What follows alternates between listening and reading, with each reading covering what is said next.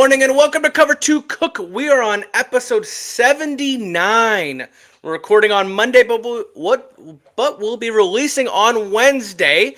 What are we going to talk about today? We're recapping the Four Nations hockey. We are talking about other sports outside of football since we are in the off season. We're also going to talk about a college basketball weekend. I think we need to give a vent session to Mr. Tim Cook here. We also have some NFL news and college football news, and then we're going to wrap up at the end the Mount Rushmore quarterbacks in NFL history. I'll give my four, he'll give his four, and we'll kind of see how we compare those. But before I get too far, let me bring on my co-host, Mr. Tim Cook. How you doing today? I'm doing good. Excited. We had some really good college basketball over the weekend. The Four Nations was a very good game. And also, I'm excited to see what our four Mount Rushmore people are for best NFL quarterbacks. I definitely agree. I think we might have a little bit of a generation. We did kind of talk a little bit before, but we got to talk about this hockey. So, we debated whether we wanted to stay in the football lane only, and it's like, we watch a lot more sports than that. I mean, my wife would sit here and be like, that's so funny that I didn't watch any other sports. I watch enough. Thursday night, Canada versus USA. USA beats them the weekend before. Comes into this game. They were playing the Miracle before it. I was like, oh, whoa. Stop acting like we're playing against that team. Like, U.S. is now getting into this realm of being a good hockey team. Like, I didn't like that. I know a lot of people are like, oh, that was awesome. No. Expect to be there. Don't be surprised you're there. Going into that game, you knew Boston. Were you going to hear the booing during Canada? Here they change out the thing. It was electrifying. I mean, just good old. I don't watch hockey like this, so I'm going to admit to it. I'm not a guy that watches all the time. It was great when the Blackhawks were great. But when USA is playing, I don't matter what sport it is, you got to watch it. But what did you think about that game? Yeah, I thought pre-game, I thought you could cut the tension with a knife. Yeah. I mean, it was just, and I thought that was pretty cool with Wayne Gretzky came out as the team captain, honorary captain, and then they had Mike Urazzoni, I can't say his name, that played on the 80 hockey team. I thought that was cool. I thought everything was really, just really, you could just feel the electric in the air for this game. And they started out really good, I thought, but, it just seemed like they just got too many good players. Yeah. I'm just, Connor Bedard, number one pick for the Blackhawks, couldn't even make this Canada team. Yeah. So, I think he's U.S., but yeah. Is he U.S.? So, that's another thing, too, is that it was good. But here's the deal, too. That Bennington for Canada, that goalie, the last time he was there was Game 7. He was the goalie for the Blues against the Bruins in that game, and he was electrified. He was just staying on his head. Yeah. And he played that way this way, too. Yeah, it was a big dick energy when you walk out Wayne Gretzky. It was just one of those things where U.S. kind of might have talked a little too much shit. Yep. The whole atmosphere, and then it was like, oh yeah, do you guys remember this guy? This fucking Wayne Gretzky walks out there. Yeah, it was. I'm not gonna lie. When Wayne Gretzky walked out there, I was like, I think they're trying to remind us who the hell runs this sport. And it was like, U.S., let's go then. This is where you need to show. Yep. I think the energy was great. The atmosphere was great, and the stadium, you could hear the USA chants. I think USA had every opportunity to score goals. Now, as a person, again, that doesn't watch hockey, I don't know what plays are happening and stuff like that. But when you get 3 feet from the goal, I would expect you to score a goal. Austin Matthews misses a couple in the end that kind of just might have changed it. But Bennington played out of his ass. I think it's going to be a great little rival going into the Olympics because you got to remember there's another team that didn't play in this whole thing, and that's Russia. Yeah. So, Russia's got to, and hopefully they're allowed to be in the Olympics because when it comes to the hockey, before I go on for it, hopefully they're allowed based on the athlete's participation, right? But that's a team that could dominate as well, too. Ovechkin's going for his goal record and stuff like that as well. So going into that game, you knew it was going to be like a dominance thing, but I think Trump's comments kind of added a little fuel to this fire, and it was a great game. Just way to watch hockey, and it made basketball irrelevant. It made everything else irrelevant that's playing right now because everyone wanted to tune in for the Four Nations. And I tell you one thing, another thing, that Brady Tkachuk, I would love to have him on my team right now. Yep. He wrecks havoc like you would not believe. But, I was watching towards the end of that game. It almost seemed like USA was barely in it because they were putting shots on shots on shots. Canada was right at the end of before overtime. So you kind of just knew they're just playing on borrowed time. And then that shot by can't think of the guy's name. McDavid. I mean, that's just a one-timer. I mean, that was just they just got way too much more talent. I think we're close as far as USA. I think they're close, but I think they showed Canada showed USA. You're just not there yet. Just like in basketball. I think USA in basketball is really good, but other countries are catching up. And I think this is one of them. You know, I think Canada showed, hey, we're still number one in hockey. I'm telling you that right now. Yeah, I mean, it was good. I mean, I definitely agree. I don't agree with the whole they have that much more talent. I think they got old talent. I mean, Sidney Crosby is old.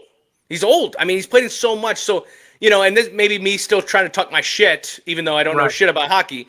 But it was just one of these things with those Tkachuk brothers. I mean, they're awesome to see. Austin Matthews is still young. There's still a lot of young talent to come through, you know, the U.S. I think it was Canada's, like, open your eyes kind of moment. Maybe like how, you know, U.S., you were talking about U.S. basketball. We've had a couple of those moments where LeBron, Steph, KD all had to come back out to come play it because we were like, hey, just remember, you got to go through the USA. In this situation, you got to go through Canada if you want to win hockey. So Exactly. Well, then that also took us into this weekend for college basketball. So March Madness is right around the corner, and I feel like I just have to pass you the mic here because you watch a U of I versus Duke game, and what do you think about this game? That was just an ass beating. I mean, I'm an Illinois fan, but I felt it's like I was up at the local bar, Toluca Lanes, watching it, and I told the owner, you could turn this shit off. Yep. This is ridiculous. They did not come ready to play. I get that they're hurt, but Duke just took it right to them. I mean, that was just and why can't, I mean, Duke just reloads. All these good colleges reload. We are, in Illinois, is rebuilding. I'm tired of that. It just was you cannot, this is uncalled for. They're not very good. If they don't make the tournament, oh well. I mean, they just got their ass handed to them, and it all kind of comes back to, I think, the coach. Yeah. I mean, there's a lot of good talent in this state, and we don't get it. Yep. And I don't understand why. We haven't got it since Lou Ensign was there, but that's because the black coach or assistant coach that was there, I can't think of his name. He went to go on to UIC. He got a lot of the recruits that was in Illinois and up in Chicago. That's one thing this team has not gotten. I don't think they've gotten it since. Who's the coach for Kansas right now? Bill Self. Yeah. He got a lot of the in-state talent around. And I don't think we've got any players since the 90s that have stayed home. And that's ridiculous. I think when you look at U of I, it's not a premier school. Like, it's just not what people think of when they want to go to. When you're a 5-star talent, you're just not thinking there. And I think the basketball landscape has changed. You're seeing now Auburn being super good. You're seeing Tennessee give a fight. You're seeing the SEC kind of run away with it. Big 12's always been great, so let's not forget about them. ACC kind of goes up and down depending on if Duke's good this year or if North Carolina's good. It just feels like it's, when it comes to the Big Ten, there's all these other schools that are more worthy to go to than U of I. You're looking at Ohio State. You're looking at Iowa. You're looking at Purdue. You're looking at Michigan State. I would rather be coached by Izzo any day of the week than I would be Underwood. And now I think when Underwood's had the talent, he just hasn't put it all together. I think his hothead mentality gets him in trouble too much of the time. With that all being said, U of I, if you're watching walk-on guys hit three-pointers from the center of the court, I'm telling you, bud, that's when you get laughing stock. That was crazy. I think they had walk-ons hitting threes. Yeah. That is crazy, man. I mean, it's an embarrassment, but at the same time, this U of I team wasn't going to be a team that we were all like, okay, watch out for. And we've had those teams, and they still haven't done shit in the March Madness. So I guess I'm just sitting here being like, I don't know why you're surprised kind of thing, but it was very embarrassing. And I thought they were going to get beat because Duke is really good this year. There's 3 or 4 teams that are really good. But not like that. 43 points? Yeah. Come on, man. You got to have a better showing than that on national TV. Even if you want to get the recruits, you've got to have a better showing than that.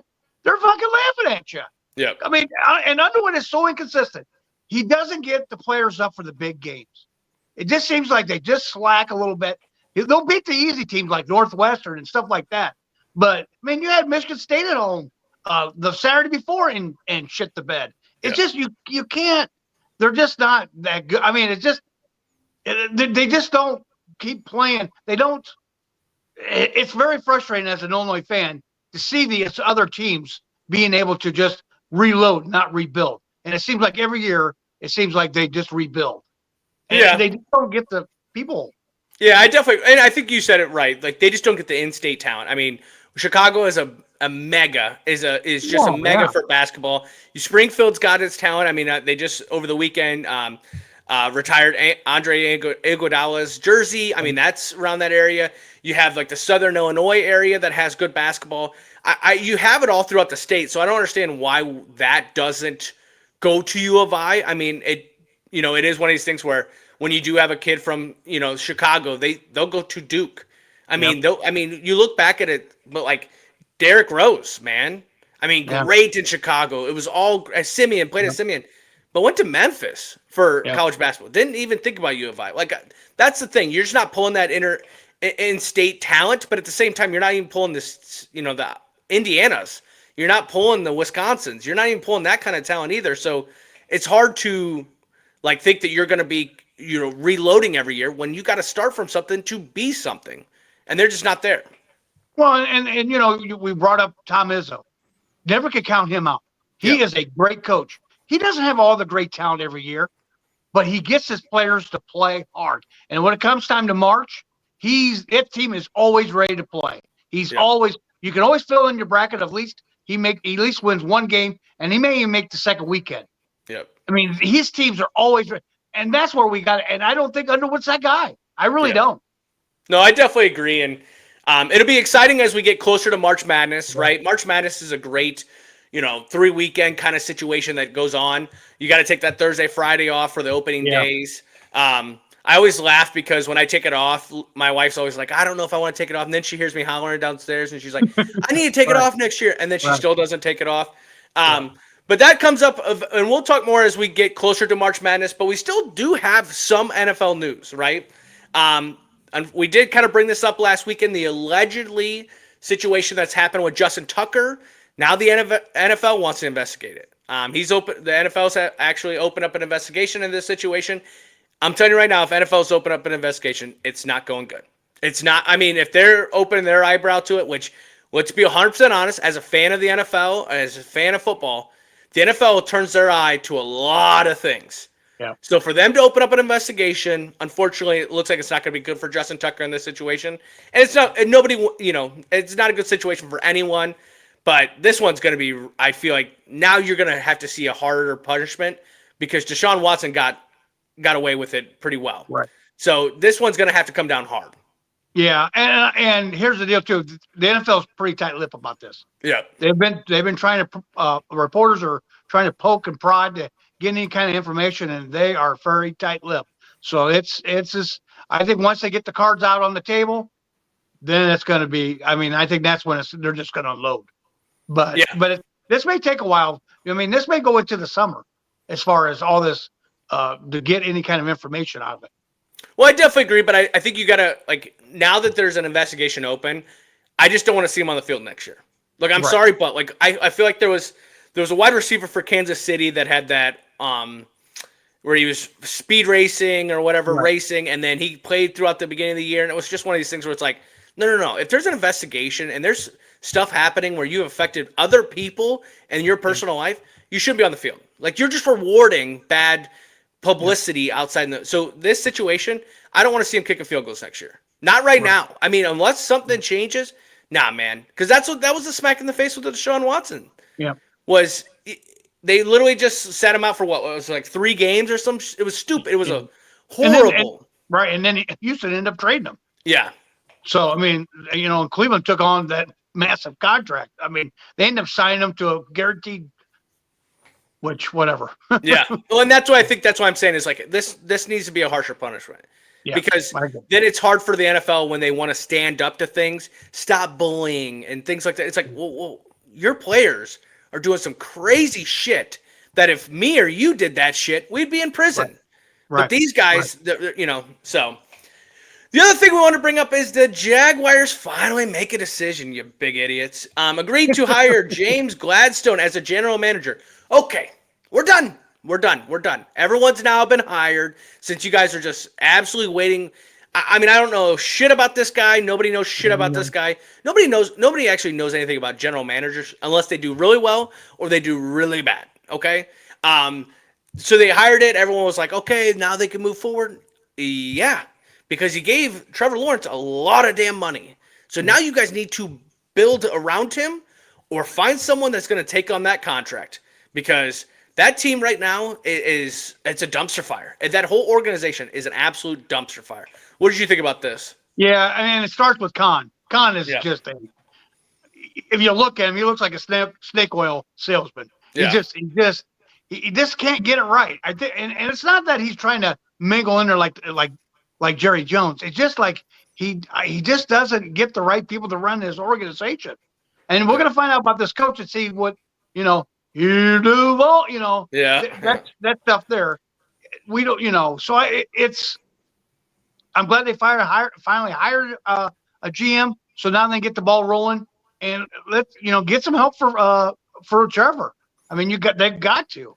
Yeah. No, I think that the only time that owner is actually relevant is when Jameis Winston wants to try to get on his boat. I mean, that straight up was absolutely hilarious. Right. But NFL's not done because we have the combine coming up. College football players, you're seeing them right now kind of get ready for it. That actually starts Thursday, this upcoming Thursday, and runs through the weekend. Some of the teams or some of the players that are attending, here's how many players are attending per college. Now, when I say these, let's talk about it after because I think it's big, the big two. 15 coming from Ohio State, national champions, right? Wow. Totally makes sense there. Doesn't beat Michigan's 18 a couple years before that, but 15. I know that Ohio State fans definitely wanted to hear that. 14 from Georgia and 14 from Texas. Okay. 12 from Oregon. 11 from Ole Miss and South Carolina. 10 from Miami. 9 from Alabama and Florida. And 8 from Notre Dame. Did I name the Big 12 there? No, I didn't name the Big 12. Did I name? Oh wait, one ACC, right. and then one independent.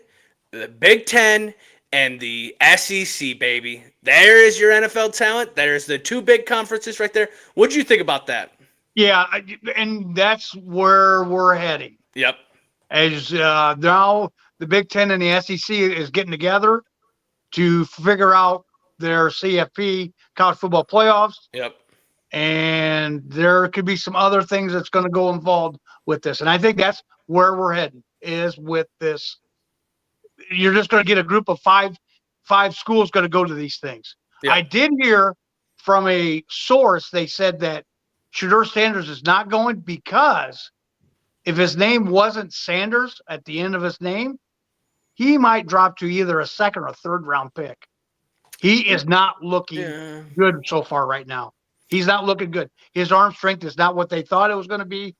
He could drop. Yeah, if his name wasn't Sanders. Yeah, I feel like that's hard to do because I mean, that's that small town bullshit. Even let's get back with that. Like the small town last name and all that shit. I don't care. The kid can ball. The kid can ball. He's agile. He's the arm strength. Yes, stuff like that. But think about all the shit you're going to hear coming up into the draft. This guy doesn't test well. This guy doesn't do this. The guy that plays on Saturday and performs on a weekly basis, Shedeur has. Now, does he play in the SEC? No. Does he play in the Big Ten? No. So if that's where you want to hurt him, you don't want to penalize him, do that. I'm totally okay with that.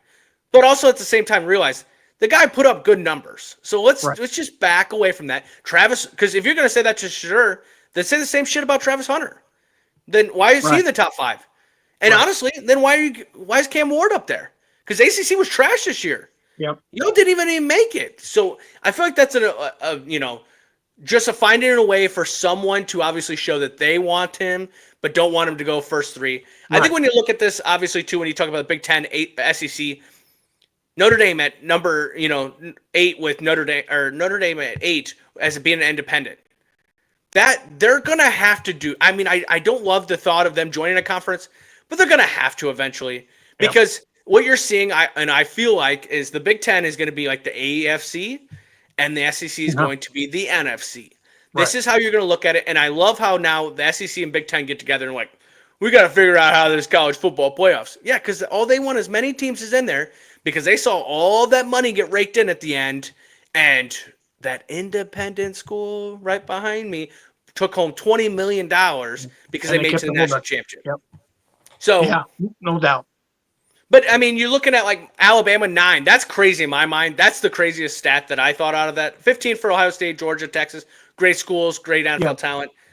9 Alabama?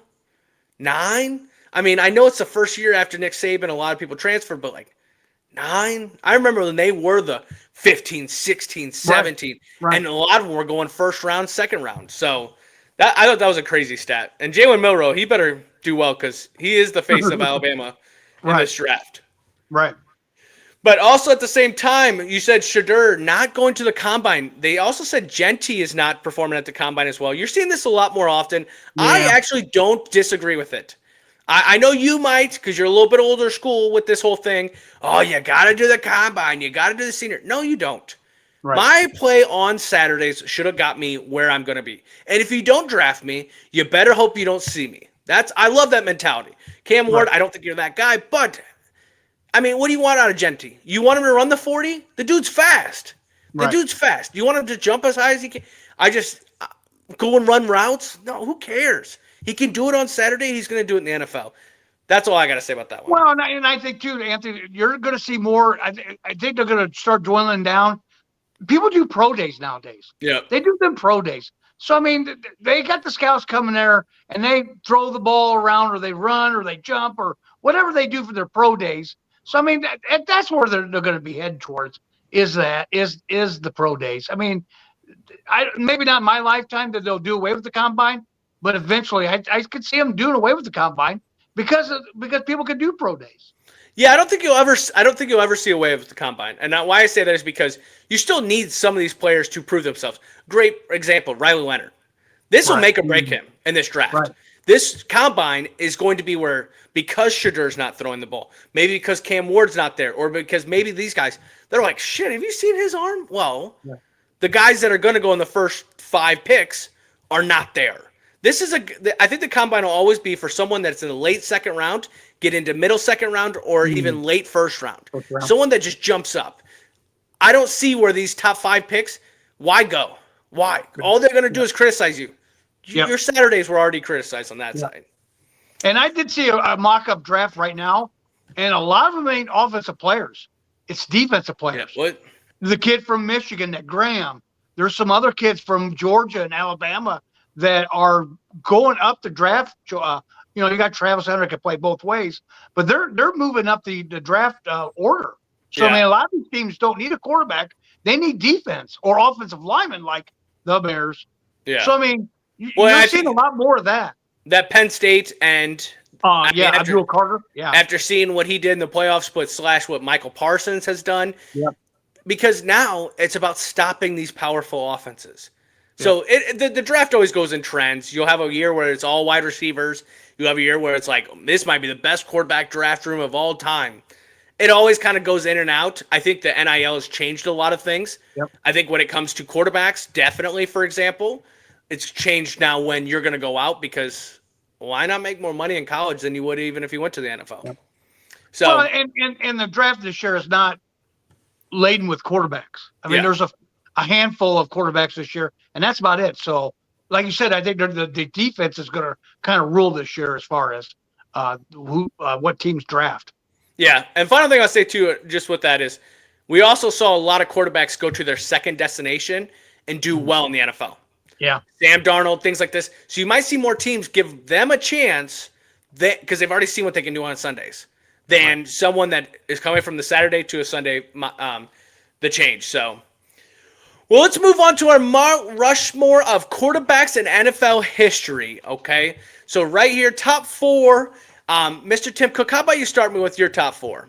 I got Tom Brady, Joe Montana, Peyton Manning, and nothing but least, this guy right here that played for him for a good 16 years, John Elway, as my fourth on the Mount Rushmore.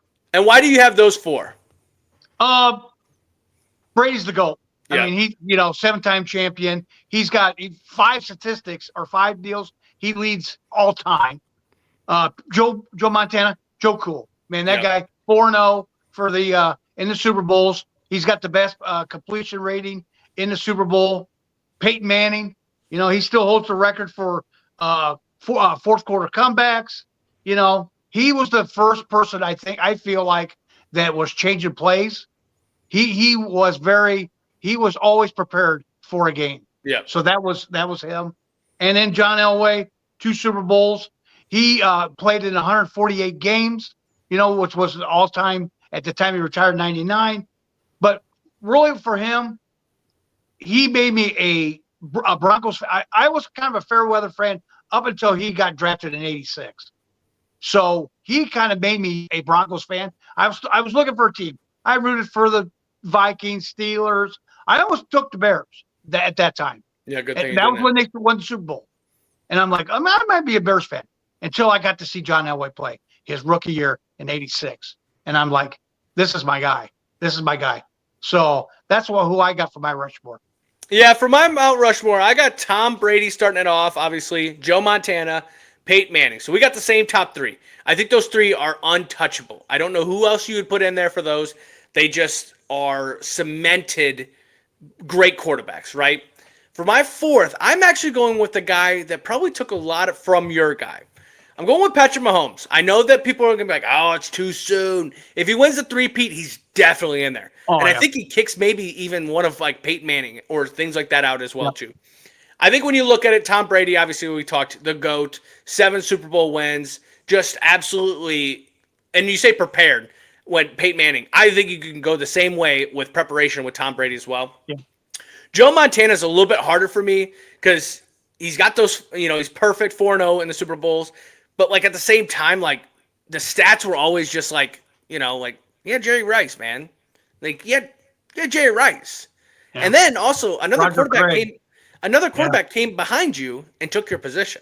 Like, that's just something that Tom Brady will never say. Peyton Manning won't say either. You know what I mean? So, I mean, I know Colts moved on from Peyton Manning to get Andrew Luck. But then he went and made him regret it by going to Denver. Peyton Manning, 5 MVPs. 2 Super Bowls, 1 with each team with Denver and Colts. I just think with Patrick Mahomes, 3 Super Bowl wins, right? He's lost 2, and you're like, okay, well, he's lost 1 to Tom Brady, which we just said is the GOAT. And then the other one is to the Eagles this year. And I mean, I know, hot takes, what do you want to say? But when you look on the Eagles, this team that just won, on paper, that's a damn good team. At every spot they deserved to win the Super Bowl. So, I mean, Saquon has a 2,000-yard rushing year as well. That doesn't help your, case as well. I think Patrick Mahomes takes away from John Elway. They're both mobile. They both were allowed to kind of play with a little bit more of a different type of mentality than a lot of other quarterbacks that sit in the pocket. They could get outside. I just think when you look at Patrick Mahomes' record and where he's going to end up, I think he jumps eventually Joe Montana. I think he jumps Peyton Manning eventually because I don't see this Chiefs team, even though they lost the Super Bowl, I just don't see them going away. They're always going to be a thorn in everyone's side. So that's my 4 for the Mount Rushmore. Yeah, I mean, you got Andy Reid there. I had honorable mentions, Mahomes, Favre.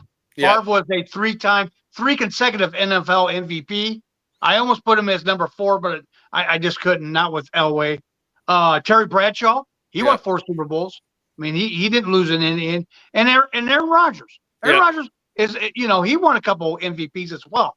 So he was kind of there was a few of them that was my honorable mention. Dan Marino, he threw for over 50, but no Super Bowl. No Super Bowl.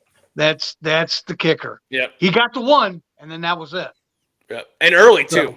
And so you just thought it was going to happen more. The other one that I saw a lot of people, saying was Drew Brees. I mean, Drew Brees has, but I guess in my head, it's just like, he's got all the numbers, but he's just not like the presence of Tom Brady, Peyton Manning, all these other guys.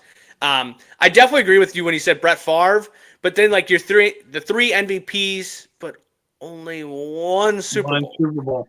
And then when you look at some of these other guys like Dan Marino, like it's tough.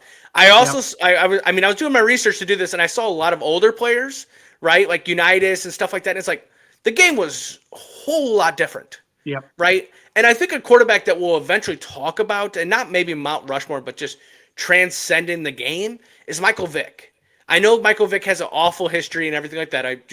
But what he did on the field with running the ball while also, that's now why we have Lamar Jackson. It's why we now have a Caleb Williams. It's why we now, I mean, and we're not talking about a big dude. We're talking about a skinnier dude that could take off, run as fast as a wide receiver. And that was Michael Vick. I mean, I remember, and I wanted to put him up there, but his stats, his stuff like that, it ain't there. And no Super Bowl. Because I was not going to put in the Mount Rushmore a person that did not win the Super Bowl. And I could not, if he was playing today, do you remember what kind of, could you imagine what kind of stats he would have? Because he had a strong arm too. Yeah. I mean, he could run the ball and throw the ball down the field. Yep. I mean, that was, God, I couldn't imagine what kind of stats he would put up in this day and age. Well, in that one game where it was Atlanta versus the Vikings, and he just running down, and guys are colliding with each other, and he gets into the end zone. And then I think about the Deshaun Jackson, right, for the Eagles when that first play of the game against Washington, and he throws it like 70-some yards, and it was just a flip of the wrist, and it was like, dude, I can't even think about that. Like, But yeah, so that's what you're looking at for our Mount Rushmore. We'll do that more often. We'll have like a Mount Rushmore Wednesdays. Also, please comment. Send us an email at cover2cook, cover2cook@gmail.com. We also want to add a segment where we kind of answer your guys' questions, what you guys want to throw out there. It can be any sports, whether it's college basketball. I know we kind of got into that atmosphere today. Hockey, we'll give you the standard Joe question answer to it. But anything you guys want to ask us, and we'll be able to answer it or give our opinion on it. But we want to thank everyone. We have you can follow us on TikTok, Instagram, YouTube, and all those as well. We just want to thank everyone. One thing before we get out of here. Happy belated birthday to your grandfather and my dad, Ben Cook. He turned, I won't say how old he turned, but it's 57, I think. Yeah, 57. Yeah, I think I said 55. Yeah, so that makes about sense. He had a birthday on last Friday, so I wanted to wish him a happy birthday. Yes, happy birthday. But we want to thank all our fans for listening and commenting, sharing, posting, everything like that. So we do appreciate it. We'll be back on Friday talking a little bit more, and we'll add Lisa back in for our trivia. But we want to thank everyone. Have a great rest of your week, and we'll talk to you on Friday.